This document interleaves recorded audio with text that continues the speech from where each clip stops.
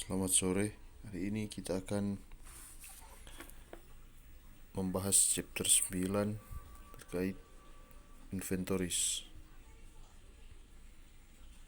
Topik pembahasan kita hari ini yaitu LCNRV, Agricultural Inventory, Relative Standalone Sales Value, Purchase Commitment, Gross Profit and Retail Inventory Method. Yang pertama itu kita akan bahas LCNRV. Jadi LCNRV ini merupakan metode yang digunakan untuk menilai mana yang lebih rendah antara cost atau NRV. Langsung saja kita bahas exercise 9.3.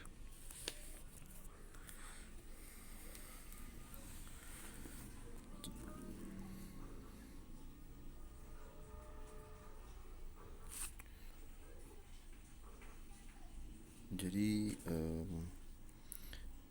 Sedato Company ini punya inventory dalam LCNRV dalam individual dan item basis, yaitu item nomor 1320 sebesar 1200 unit, cost per unitnya 3,2.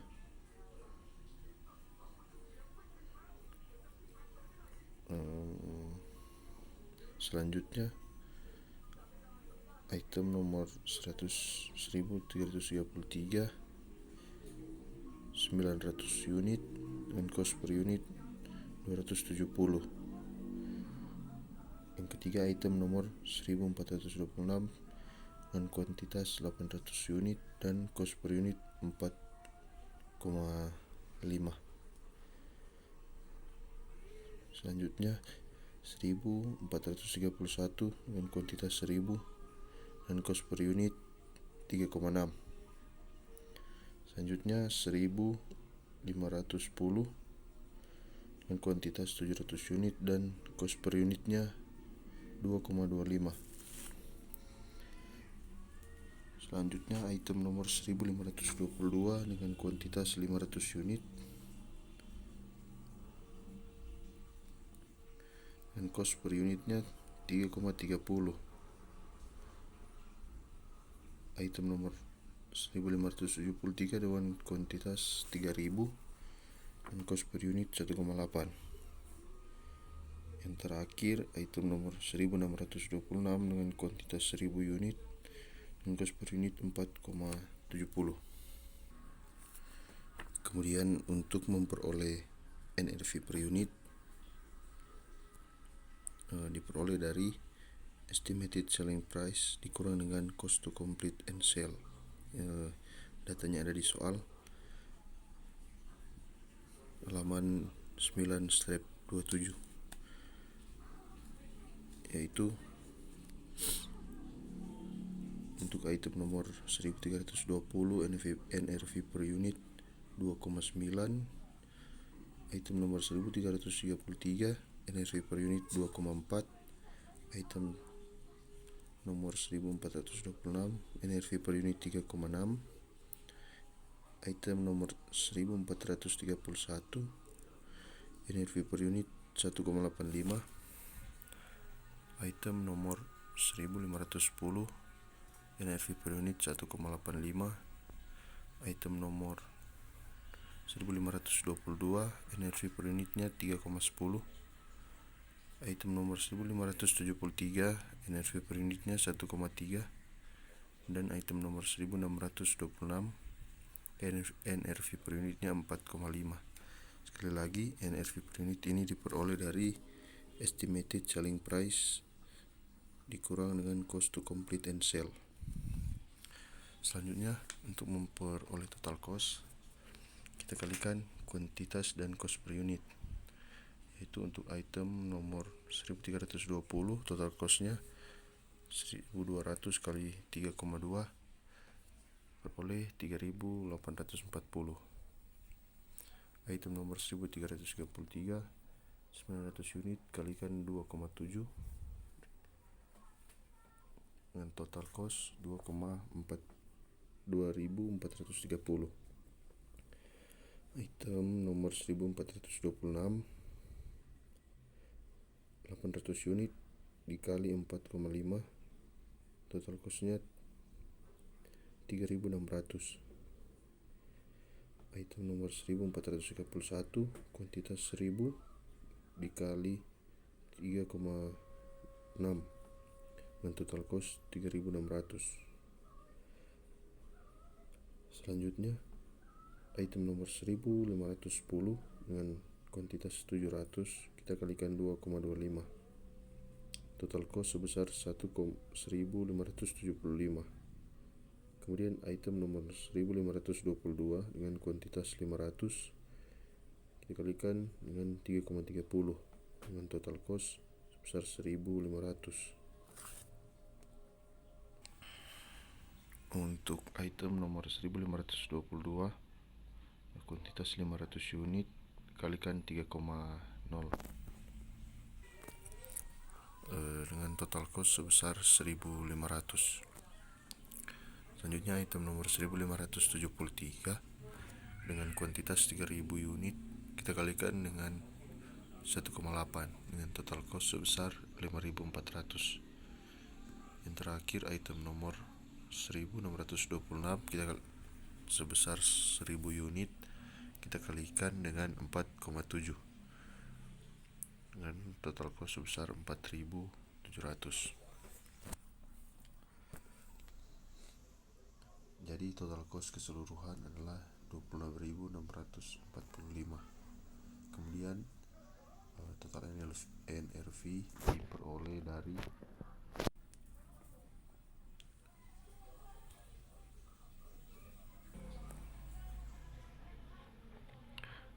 kuantitas kita kalikan dengan NRV per unit. Untuk item nomor 1320, 1200 dikali dengan 2,90 memperoleh hasil 3.480.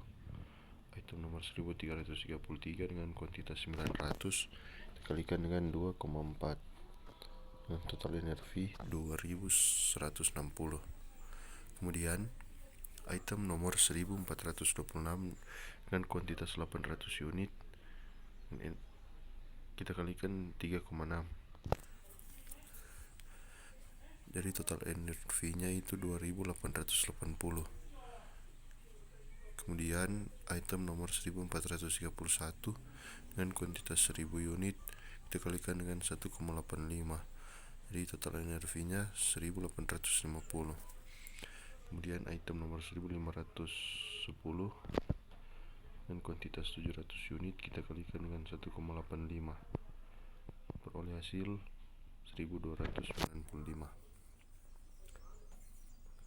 Item nomor 1522 dengan total NRV 1.550 kita peroleh dari 500 kita kalikan dengan 3,10. Kemudian item nomor 1573 dengan kuantitas 3.000 unit kita kalikan dengan 1,3 dengan total NRV 3.900. Kemudian item nomor 1626 dengan kuantitas 1000 unit kita kalikan dengan 4,5. Jadi total NRV nya 4.500. Total NRV secara keseluruhan itu 21.615. Kemudian LCNRV nya itu diperoleh dari kita bandingkan antara cost dan NRV nya, total cost dan total NRV nya. Mana yang lebih rendah itu berarti kita masukkan sebagai LCNRV. Jadi untuk item nomor 1320 NRV nya sebesar 3.480 karena 3.480 ini lebih rendah dari 3.840 yang total cost. Jadi kita gunakan 3.480. Kemudian untuk item nomor 1333 LCNRV nya 2.160. bandingkan antara total cost sebesar 2.430 dengan total NRV sebesar 2.160. Kemudian item nomor 1426, bandingkan antara total cost sebesar 3.600 dengan total NRV sebesar 2.880. Jadi NRV-nya itu 2.880. Item nomor 1431 dengan total cost 3.600 dan total NRV 1.850. Jadi NRV-nya itu 1.850. Kemudian item nomor 1.510, total costnya 1.575 dan total NRV 1.295. Jadi NRV-nya itu 1.295. Kemudian item nomor 1.522, total costnya 1.500 dan total NRV-nya 1.550. Berarti LCNRV-nya itu 1.500. Item nomor 1.573, total costnya 5.400 dan total NRV-nya 3.900. Berarti LCNRV-nya 3.900. Kemudian item nomor 1.626 dengan total cost 4.700 dan total NRV 4.500. Jadi LCNRV-nya 4.500. Jadi total LCNRV-nya itu 21.565. Selanjutnya kita akan melakukan penjurnalan. Jadi penjurnalan ini ada dua metode. Yang metode pertama itu individual basis, yaitu kita bandingkan antara cost dan LCNRV-nya. Jadi total cost-nya tadi 26.645, sedangkan total inventory berdasarkan LCNRV itu 21.565. Jadi terdapat perbedaan 5.080. Jadi yang di jurnal itu berarti berdasarkan metode individual basis sebesar 5.080. Jadi untuk penjurnalan ini ada 3 cara. Yang pertama itu COGS pada inventory sebesar 5.080. Yang kedua loss due to decline inventory to NRV pada inventory sebesar 5.080. Dan yang ketiga COGS 5.080 pada allowance to reduce inventory to NRV sebesar 5.080 dan loss due to decline inventory to NRV 5.080 pada allowance to reduce inventory to NRV. Jadi kalian bisa pilih salah satu jurnal untuk digunakan dalam menjurnal LCNRV-nya ini, perbedaan antara cost dan LCNRV. Sedangkan berdasarkan metode all item, total cost itu dikurangi dengan NRV-nya, yaitu 26.645 dikurangi dengan total NRV sebesar 21.615. Jadi perbedaannya itu 5.030. Jurnalnya sama, cuma angkanya saja yang berbeda. Jadi kalian pilih bisa salah satunya atau ketiga-tiganya juga bisa, tapi lebih disarankan kalian pilih salah satu jurnal saja.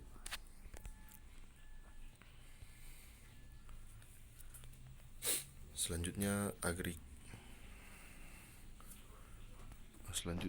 agricultural inventory. Agricultural inventory ini terkait dengan biological asset atau hasil biologis. Jadi misalnya contohnya itu perusahaan ini mempunyai sapi, dan sapi mengeluar sapi ini menghasilkan susu. Jadi perusahaan harus mengakui susu tersebut sebagai persediaan, juga sapi tersebut sebagai persediaannya, karena sapi ini bisa saja dijual. Kurang lebih contohnya untuk mengakui berapa sapinya ini, kita harus menghitung yang pertama itu berapa harga perolehan yang kita keluarkan untuk memperoleh sapinya. Kemudian biaya yang kita keluarkan sampai sapi ini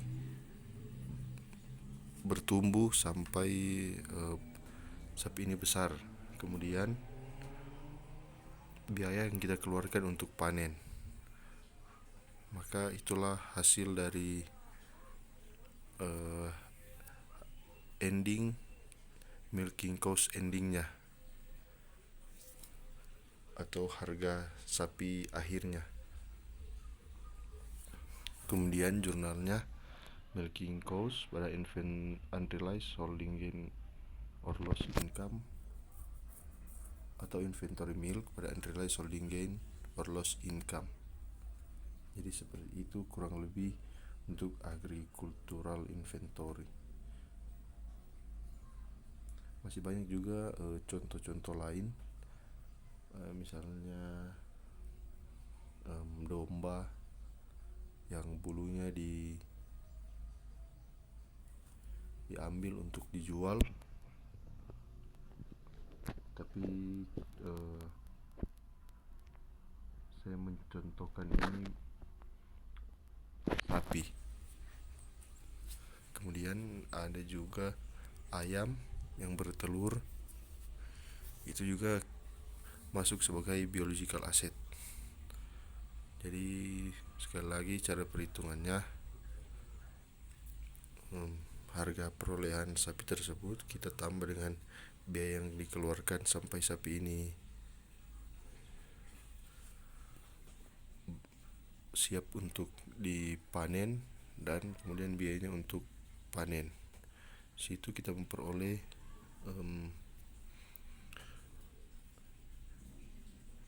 milking cost endingnya. Kemudian kita masuk pada materi relative standalone sales value. Materi ini bertujuan untuk menghitung berapa gross profit berapa gross profit dari penjualan yang dilakukan.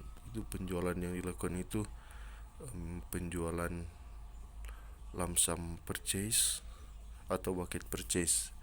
Apa maksudnya itu lump sum purchase? Jadi misalnya perusahaan ini membeli beberapa objek dengan harga secara keseluruhan.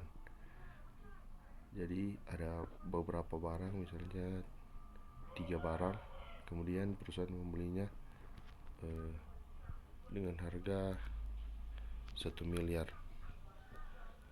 Jadi di sini kita akan mengidentifikasi harga dari masing-masing barang tersebut. Contohnya itu barang ABC. Jadi lotnya untuk barang A 100, barang B 200, dan barang C 300.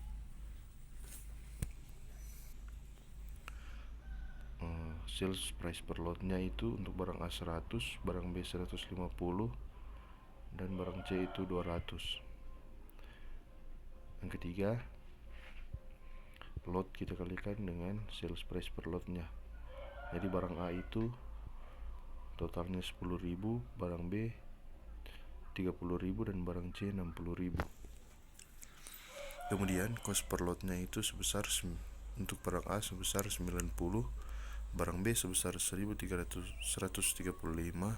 dan barang C sebesar 180.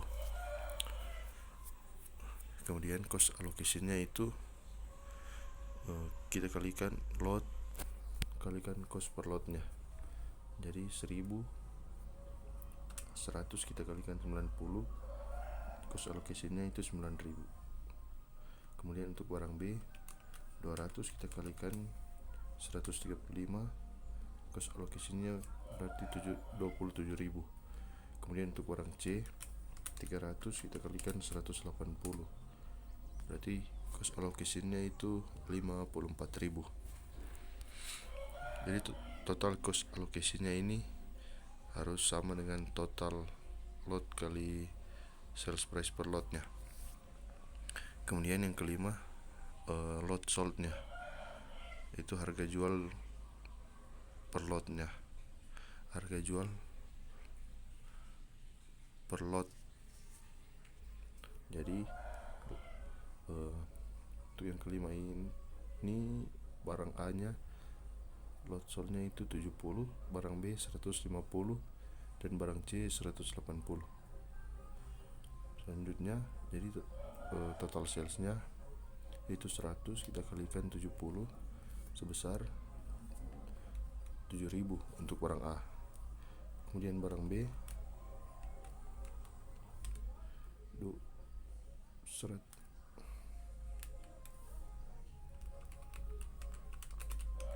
150 kita kalikan dengan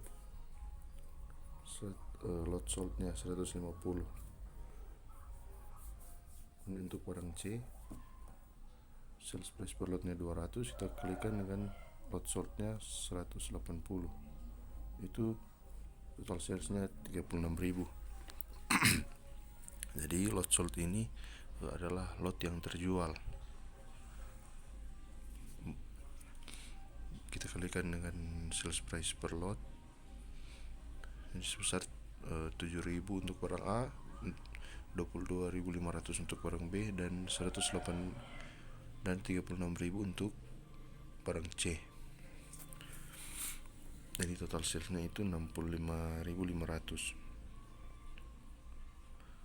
Total cost itu untuk barang A cost per lot sebesar 90 kita kalikan dengan lot sold-nya sebesar 70. Jadi total cost-nya itu 6.300. Untuk barang B 135 kita kalikan dengan 150, yaitu hasilnya 20.250. Dan untuk barang C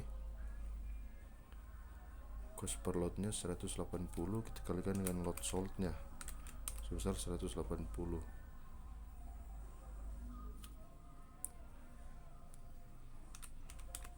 Jadi kita memperoleh hasil 32.400. Kemudian gross profit diperoleh dari sales kurang total cost. Untuk barang A gross profitnya 700, untuk barang B sales kurang total cost memperoleh gross profit 2.250, dan untuk barang C sales dikurang total cost gross profitnya 3.600. Jadi total gross profitnya atau laba kotornya itu 6.550 dari penjualan tersebut. Next, ini terkait purchase commitment. Jadi contohnya itu misalnya pada tanggal 1 Januari 2019 perusahaan menandatangani kontrak pembelian sebesar 100 juta. Kemudian pada tanggal 31 Desember nilai barang di pasar ini menurun menjadi 90.000. Jadi harga pasarnya barang tersebut turun. Sedangkan pada tanggal 31 bulan Januari perusahaan ini menyelesaikan kontrak pembelian pada nilai 90 juta. Kita diminta untuk menjurnal transaksi tersebut. Jadi jurnal untuk tanggal 1 Januari itu no entry karena baru merupakan kontrak, belum ada transaksi. Sedangkan pada tanggal 31 Desember perusahaan ini mengakui unrealized holding gain or loss income sebesar 10.000 pada purchase commitment liability sebesar 10 juta. Kenapa unrealized holding gain or loss-nya di debit? Karena perusahaan mengakui kerugiannya itu 10 juta. Selanjutnya perusahaan menjurnal tanggal 31 Januari untuk penyelesaian kontraknya itu purchase atau inventory sebesar 90 juta.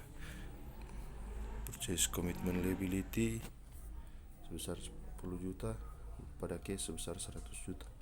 Jadi meskipun harganya ini turun, tapi perusahaan tetap membayar 100 juta. 100 juta karena perusahaan ini sudah menandatangani kontrak. Jadi naik turunnya harga itu sudah menjadi tanggung jawab perusahaannya karena sudah melalui kontrak. Perusahaan sudah menandatangani kontrak. Maka dari itu perusahaan mengakui purchase commitment liability sebesar 10 juta, sedangkan inventory-nya itu hanya diakui sebesar 90 juta karena nilai di pasar untuk pembelian tersebut turun menjadi 90 juta. Selanjutnya kita masuk pada gross profit and retail inventory method. Jadi kita mempelajari gross profit dan retail inventory method ini merupakan dua cara yang berbeda untuk kita mengakui ending inventory dari inventory yang kita punya. Yang pertama itu berdasarkan gross profit method. Jadi yang akan kita kerjakan itu exercise 9.14 halaman exercise 9.14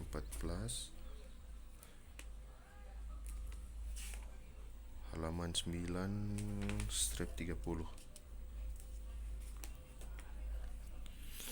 Jadi di situ perusahaan di soalnya itu memberikan data untuk inventory tanggal 1 Mei itu sebesar 160.000.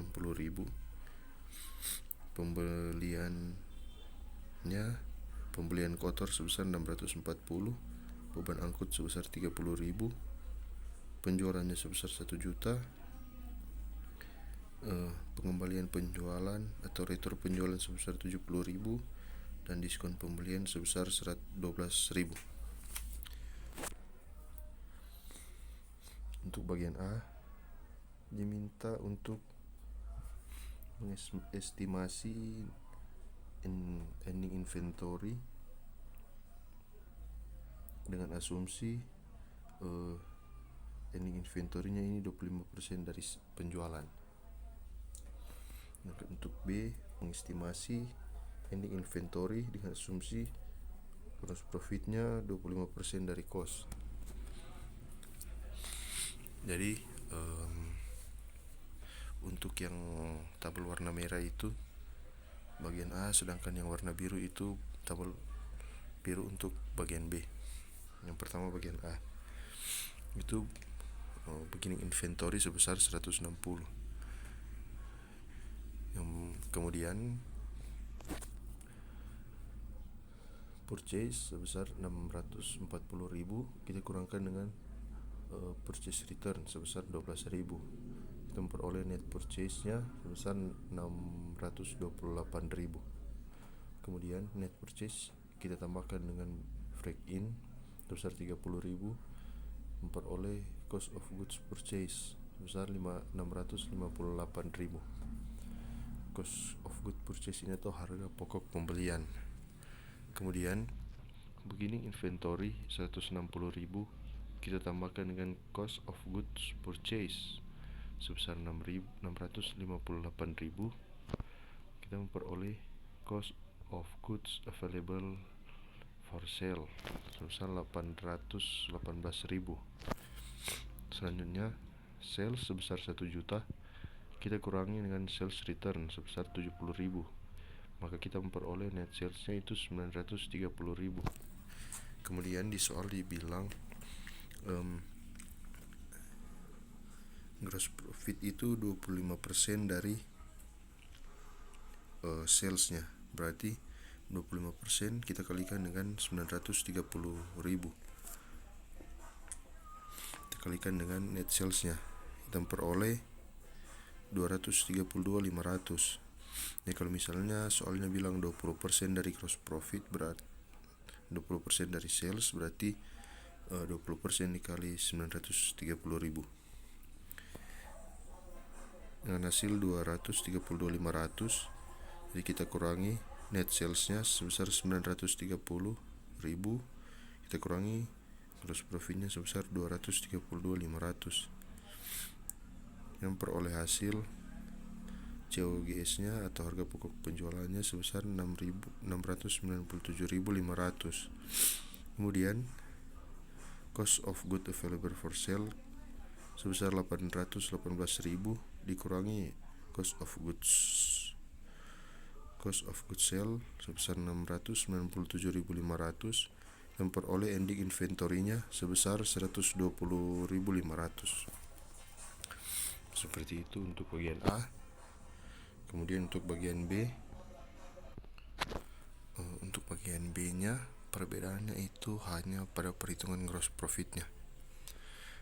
Selebihnya itu sama dari perhitungan beginning inventory-nya. Jadi dari mana kita memperoleh 20%-nya? Jadi di soalnya untuk bagian B diminta untuk asumsi gross profitnya itu 25% dari cost-nya. Caranya itu 25% kita bahagi dengan 100% ditambah 25%. Jadi persentase markup-nya kita bagi 100% ditambah persentase markup. Jadi karena di sini diminta 25%, maka 25% itu kita bahagi dengan 100% ditambah 25%. Yang bagian ini, bagian bawahnya 25% bagi 100% tambah 25% sama dengan 20%. Berarti 20% kita kalikan dengan 930. Kita memperoleh gross profitnya itu sebesar 186.000. Kemudian net sales sebesar 930.000 kita kurangi dengan 186.000. Kita memperoleh COGS-nya itu 744.000. Kemudian cost of goods available for sale sebesar 818.000. Kita kurangi dengan COGS-nya yaitu 744.000. Kita memperoleh ending inventory sebesar 74.000.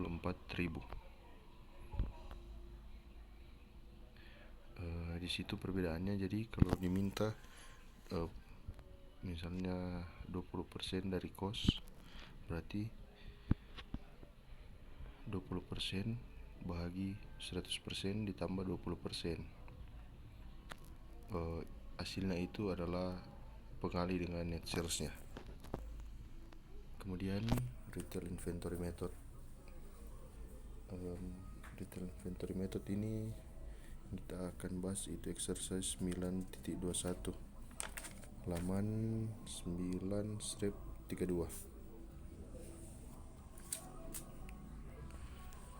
Jadi begini inventory-nya itu berdasarkan cost itu 200.000, sedangkan berdasarkan retail sebesar 280.000. Kemudian purchase-nya 1.425.000 untuk cost, dan untuk retail 2.140.000.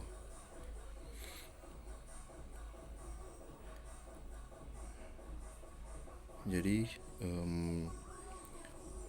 kita memperoleh cost of good available for sale to search 1.625.000 dan untuk retail 2.420.000 di jumlah antara beginning inventory dengan purchase. Kemudian ada markup sebesar 95.000. Markup ini kita kurangi dengan markup cancellation sebesar 15.000. Jadi net markupnya sebesar 80.000. Kemudian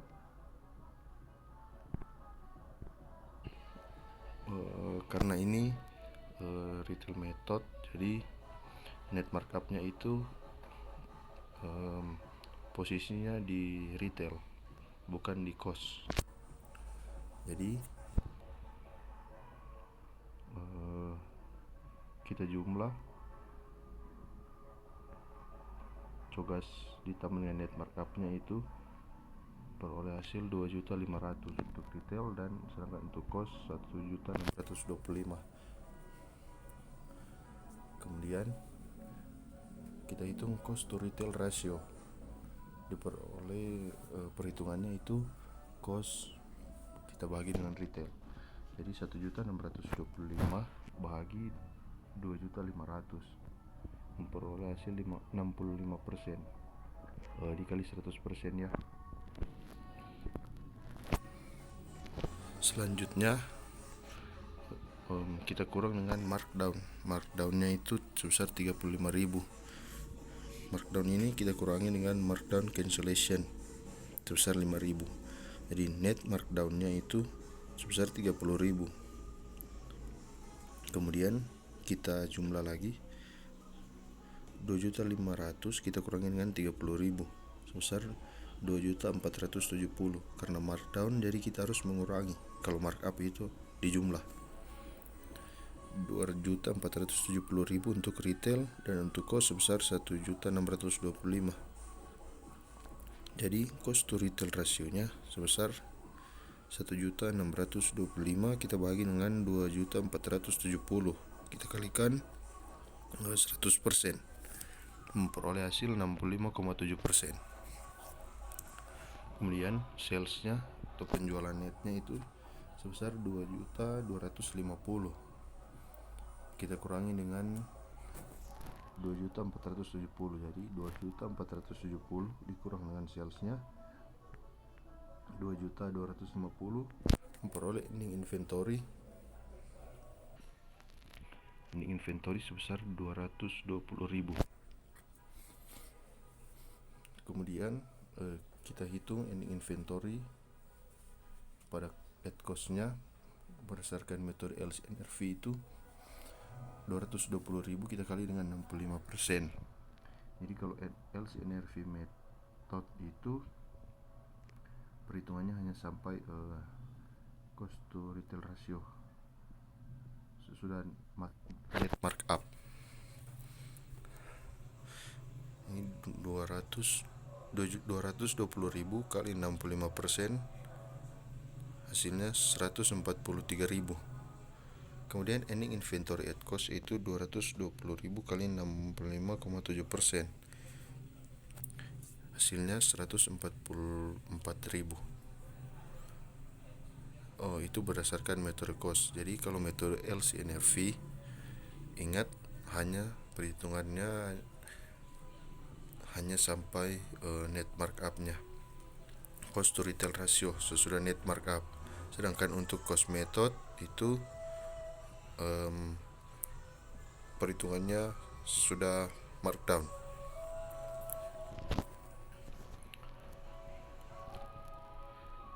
Demikian materi saya untuk chapter 9 ini. Kalau ada yang ingin ditanyakan bisa chat di grup WhatsApp. Atas perhatiannya saya ucapkan terima kasih.